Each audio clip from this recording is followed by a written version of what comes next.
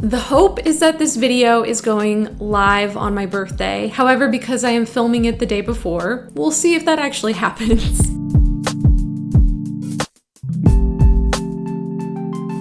If you are watching this on the day it goes live, it's either my birthday or therein about my birthday. Last year I did a video on my birthday. I just did a little get ready with me, and I kind of talked about more or less some of the things that I'd come to learn in my then 37 years around the sun. This year I'm turning 38. Unlike last year, I'm actually feeling a lot more positive on my birthday. I think last year I wasn't in a bad place, but I wasn't in a great place, but I'm in a better place than I was. And there's a few reasons for that. One is I have some very exciting things on the horizon. I'm starting a new job next week, and I am so excited about that. And while I don't really share much about my super personal life on this channel, I will just broadly say that I'm starting a new job and it's very exciting. And I'm really glad that it's an opportunity that worked out, and I think I'm gonna kill it. That's the goal. The goal is kill it, do awesome, do great things, and I'm really excited. Of course, starting a new job is going to take a lot of energy and effort that I don't want to say don't put in at your job when you've been there for a long time, but you're restarting, you're refreshing, you want to make great first impressions, you're really putting the pedal to the metal. I can't speak at this particular moment about how frequently I'll be able to upload, but I think everyone here already knows I have an infrequent upload schedule, and if you're here, hopefully that doesn't bother you. And I'm here when I'm here, and I'm not when I'm not, and we can hang out when I'm around. But the goal is not to let YouTube disappear.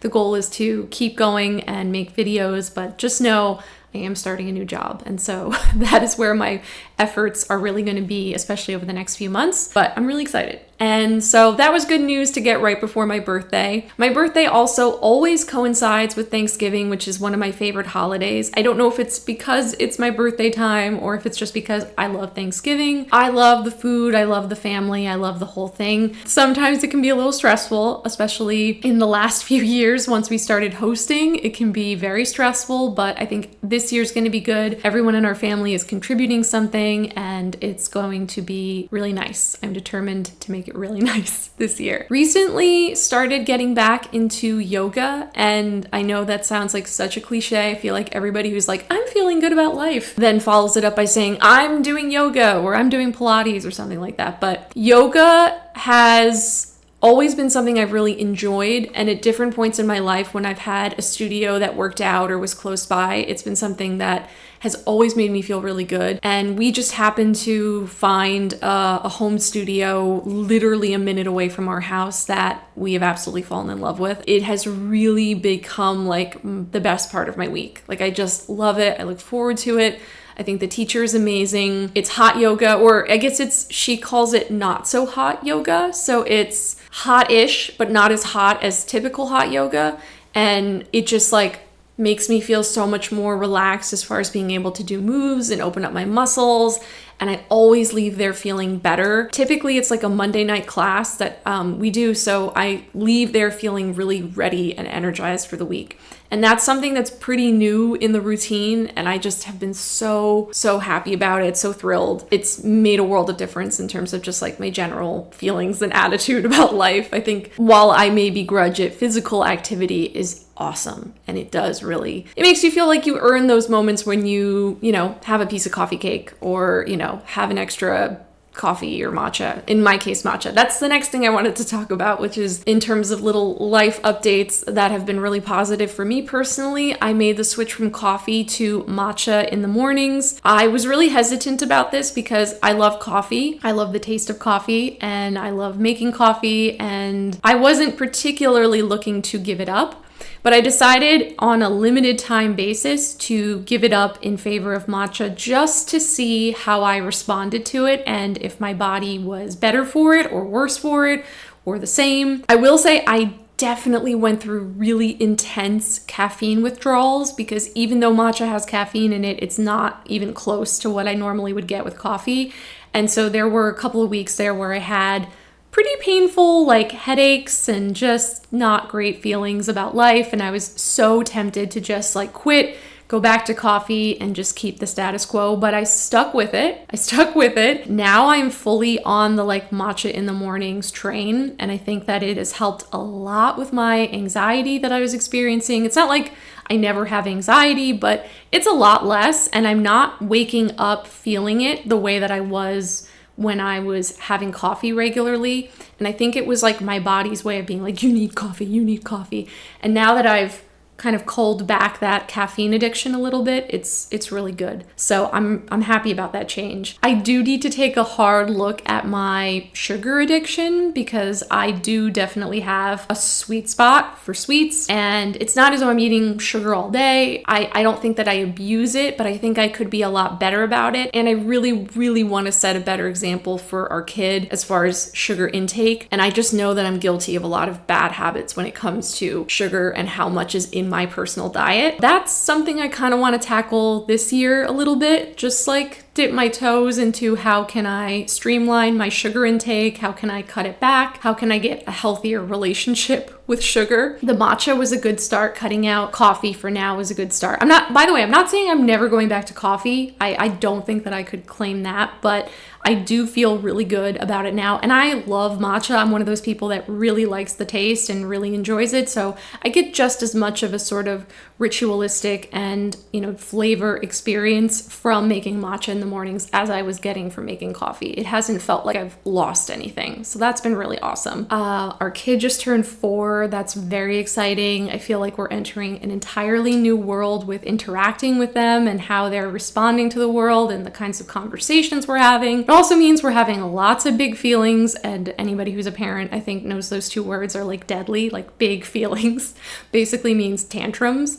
And so we are definitely dealing with some of that, but I think that we as parents are learning the best ways to deal with it. I am finding out what my own limits are. I'm trying really hard to remove myself from situations if I find that I'm getting too hot-headed and I need to take a step back. I have a hair stuck to my face. Hold on. Ugh, I hate when this happens. I got it. Don't worry, I got it. Okay, I feel so much better. Whew. How long was that stuck to my face? I think I'm getting a lot better about, setting and knowing my own boundaries, but I've definitely had a few blow-ups with our kid where I feel like I've let my own crap get in the way, for lack of a better word. I want to be better that way. I want to be more patient. I think my mom is a saint and she just has way more patience than I do generally, but I'm also a patient person. I'm just not as patient, and I need to work on building patience. So that's another goal for this year, is work on my own patience level, my boundaries, and how I problem solve on the fly. These are all things, I don't know if you can tell, I'm also talking about in therapy. I feel like I should do rainbow therapy. I talked about this a little bit on Instagram, but I'm pretty open about the fact that I'm going back. I'm back in regular therapy sessions with a therapist, and it has made a world of difference for me, having someone that I've really connected to and having that regular bird's eye view of what's going on, being able to talk through certain situations, recognizing bad habits that I might fall back into at points that are not great for me. It's been really, really, really helpful. And I'm so glad that I'm at a point now where I can see the value in continuing it regularly, even when things feel like they're good. I'm realizing that if I stop, it really creates this place of therapy being punishment for something going wrong versus therapy being a tool on your way to consistently being healthy, like going to a yoga class or drinking matcha. It's just a part of the routine, keeping my brain healthy and trying to make it healthier. And so that's something that I'm just really glad I've been able to get back on the train with, and luckily I've found a therapist that I have a good connection with. So all of that's been really positive. I'm feeling energized. I'm feeling good. I try to ride those waves as much as possible because it can be really tough when you get into those not so good moments, not feeling like your entire world is falling apart. I'm trying so hard to build stronger foundations so that when things do go wrong, when things don't work out, when problems happen, stuff doesn't just crumble, which can feel like it happens, especially with everything going on globally. It can feel like your world can be crumbling around you, but I'm trying so hard, like I said, to set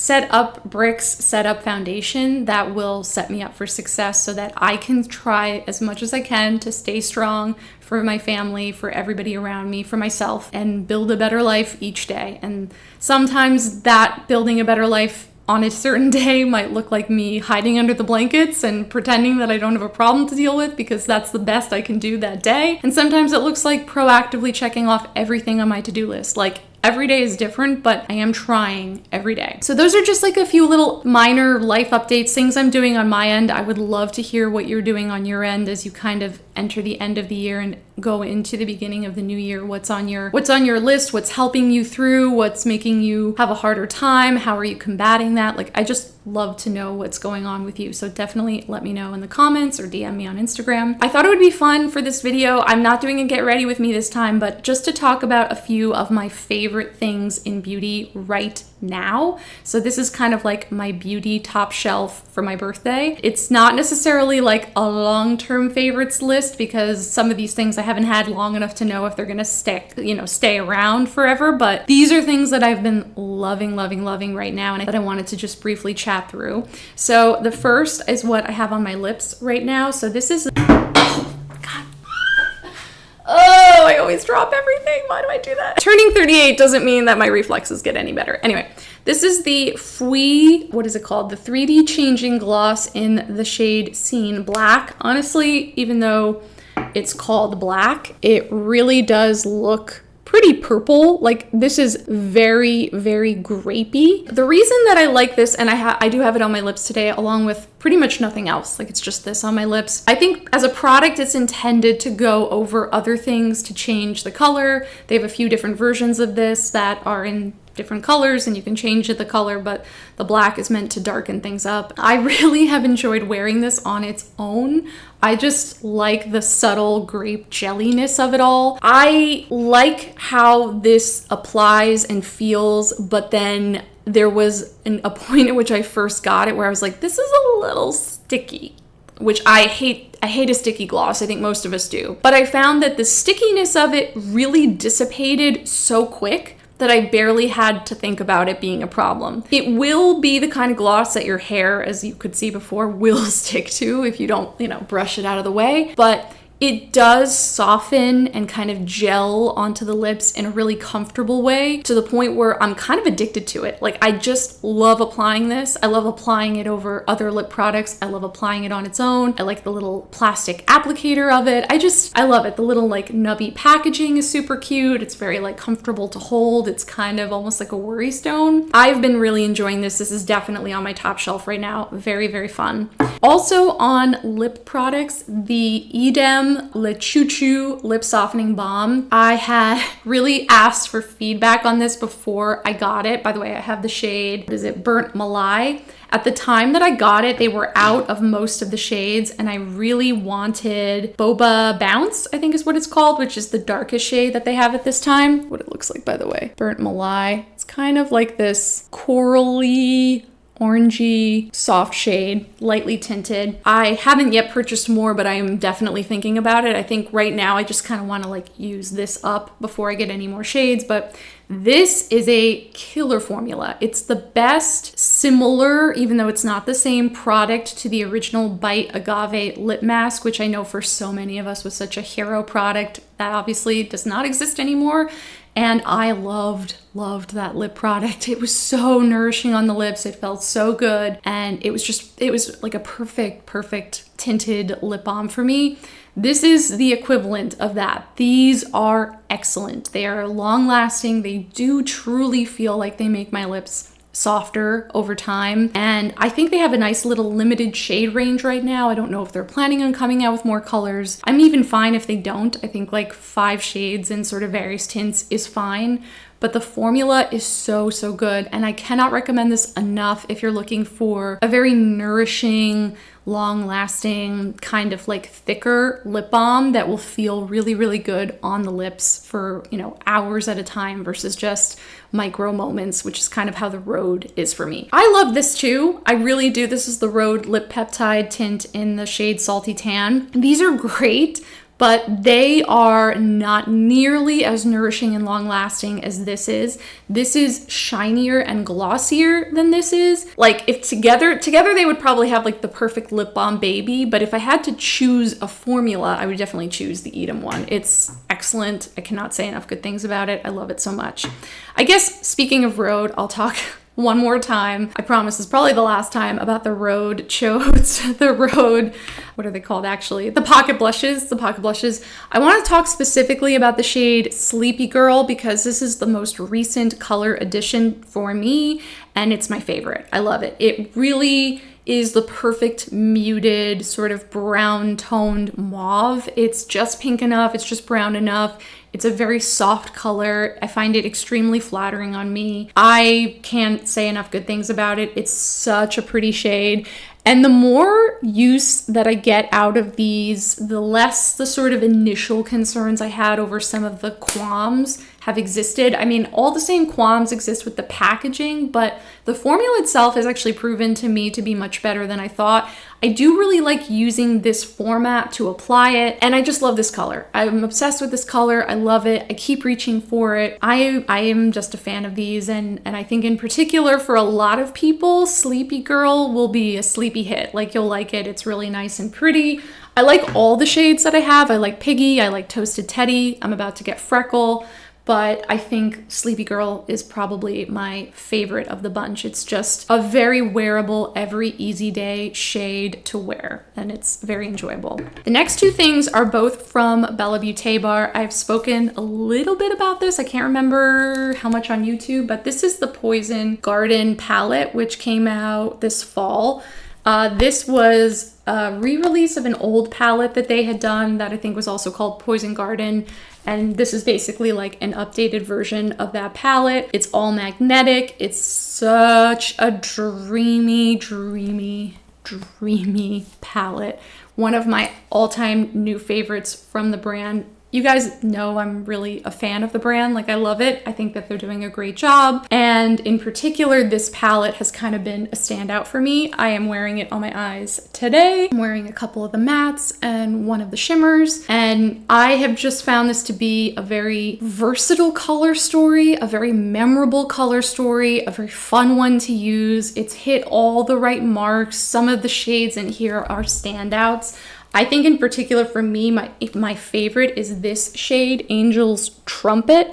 I'll see if I can get it on camera, but it is this kind of like orangey green to fiery red multi-chrome. I don't think the camera's doing it justice. On the eyes, it is out of this world. It's such a beautiful shade. I would love to see the brand make that as a single in case anybody just wants to get that one because it's so beautiful. I love it. I think they did such a beautiful job with it and I'm just obsessed with that palette. And speaking of singles, they recently released Bellabeautebar the Vamp palette, which I will say did look beautiful, but at the time I decided not to pick it up and I'm kind of comfortable with that decision. But everybody I know was obsessing over the shade Skin of a Killer, in particular Tom, Hotmas Tom was just raving about it. So when the brand announced that they were going to do a small run of some singles from that palette, I jumped on it and I got Skin of a Killer.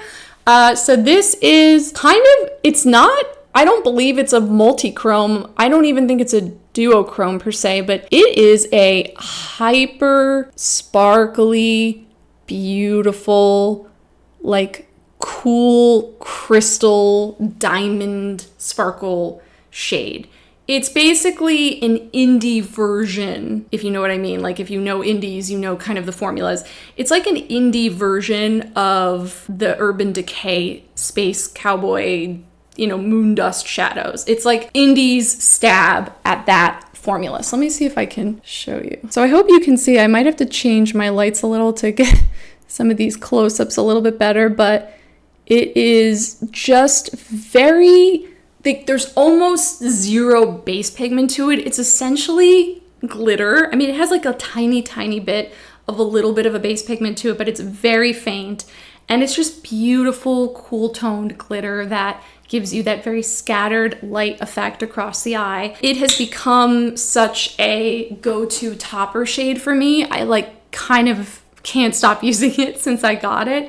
I won't sit here and tell you that it's incredibly unique. I'm sure that a lot of us who are makeup lovers and have a lot of makeup in your collection have maybe something akin to this. But if you're looking at it and you're like, I don't have anything like that, I would definitely recommend it. I don't know if the single is sold out or if they're going to restock it. Take a look on the website. I know Black Friday sales are going on. I'll get into that in a second, but like, this is such a beautiful shade, and it is a very wearable, easy shade to incorporate into lots of looks. Like, such a fan. I think they nailed it. Tom's hype for it was correct. It is very beautiful. Not necessarily unique, but very beautiful and very accessible. It's a great shade. The next two things are also eyeshadow. This is a revamp of a custom palette that I made using Mob Beauty shades. Again, I know I keep talking about a lot of the same brands, but they're what's living on my vanity right now. I took the entirety of the Southern Goth palette and I incorporated it into this palette alongside some other shades that I've been really enjoying and liking. And it's kind of like my perfect fall palette. I know we're going into winter, but these are shades that I love and wear all the time. So, you know, a mix of kind of orangey reds and coppers alongside some taupey neutrals, some greens, a little bit of sparkle. And then this kind of lavender stone color is so pretty, and it's making me wear a little more purple than I normally wear. I'm not a big purple person, but I really, really enjoy the shade. I think it's gorgeous. And I have just been loving making my own custom palette with the shades that I have. And this in particular feels like such an easy palette for me to grab and do a look with and be really happy with it, especially on an everyday basis. In fact, one of my favorite things to do has been to just do this really, really light taupey shade, which I think is M115, this one right here, and just do that all over the eye with a little bit of Skin of a Killer from Bellabeautebar. And that combination is so wearable, so easy, and beautiful. Absolutely gorgeous. The last thing is my attempt at soothing this shopping mechanism that I really, really, really want to stretch, but I know it's a bad idea. I so want the new VisArt palette that they came out, the like Siren one. I know it's stupid. I know it's dumb. I know I shouldn't get it, and I probably won't. I can't guarantee that I won't, but I'm going to try really hard not to get it. What I do have is one of the palettes that came out with last year, which is the Cashmere Charmeuse palette, which is also stunning and very similar in many ways to the new palette that came out. Not the same, but beautiful and very elegant and like soft and easy to create like really beautiful, nice, neutral looks with a little bit of pop. Very easy to pair with a more sparkly shadow like Skin of a Killer. A great palette that I have enjoyed so much since I got it last year. So when I get the urge to purchase that new Siren palette, I just try to pull out my Cashmere palette and remember how beautiful this is, how I have this, and how bringing in that other palette probably wouldn't make me feel any different or provide anything different than things that I already have and love and use all the time. So that's my little plea to myself to be strong and stay strong. Okay, that brings me to my last point, which is just that let's acknowledge the elephant in the room. You are being inundated right now with so many sales. Every brand has been having a sale, whether it's for the last week, the last month, the last 2 months, the last 5 days, the last hour. You're constantly getting inundated with information about sales. I know exactly how you feel. I'm feeling the same way. I'm feeling the pressure. I'm feeling the weird urges to buy things that I've never wanted before. I'm having the urge to try to purchase things that I've had on my wish list that suddenly I can save $2 on to $7 on, and that seems like a win. It's not. Let me explain. Something that I think everyone already knows. They're just trying to push all the products out because they know that that's what you have to do to try to get your sales in by the end of the year. And that's brands working and doing their job. That's their job. Your job does not have to be buying into that. You don't have to bring in more makeup. No one's gonna hate you if you don't. Even as someone who makes content around this, I know I don't have to buy the makeup. I don't have to buy the makeup.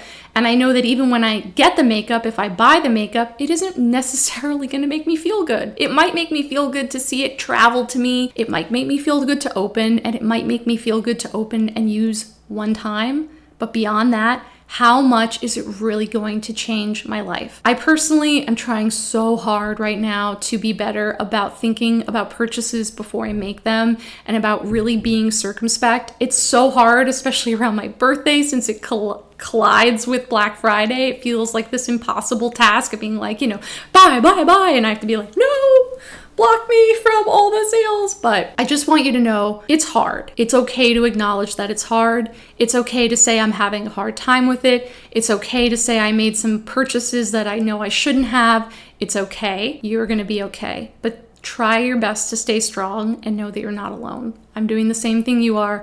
I'm trying my best. Doesn't mean I'm being perfect, but I really am trying. And just know that your job does not have to be buying into what people are selling. You can make your own decisions. You can take a step back. The world is not going to end if you don't get that limited edition tiny blue bag that comes with the Black Friday sale. Like, it's not going to end. It's going to be okay. And in the end, you probably have a lot of incredible things around you that you've forgotten about because they're not new anymore. But they can be new again if you just pull them out and remember how much you love them and treat them like they're new. You know, take makeup, put it away, and then bring it back out and be like, oh my God, I forgot I had all these amazing things. Like, there are so many ways to rejuvenate your creativity with your collection by just hiding stuff for a little while and then bringing it back out. So don't necessarily feel like you have to bring in anything new to feel that creative endorphin. Like, I'm here. I really am. And on my birthday, all I want for everyone is to have a great day, have an enjoyable time, be with your family, be with your loved ones, whoever you care about, your chosen family, and just be with each other, and don't worry about having to miss a sale if you spend some time not looking at your phone. I love you. I hope you have a wonderful rest of your day. Whatever you are doing, I'm hopefully going to enjoy the rest of my birthday, and I cannot wait to talk to you in the next one. Bye.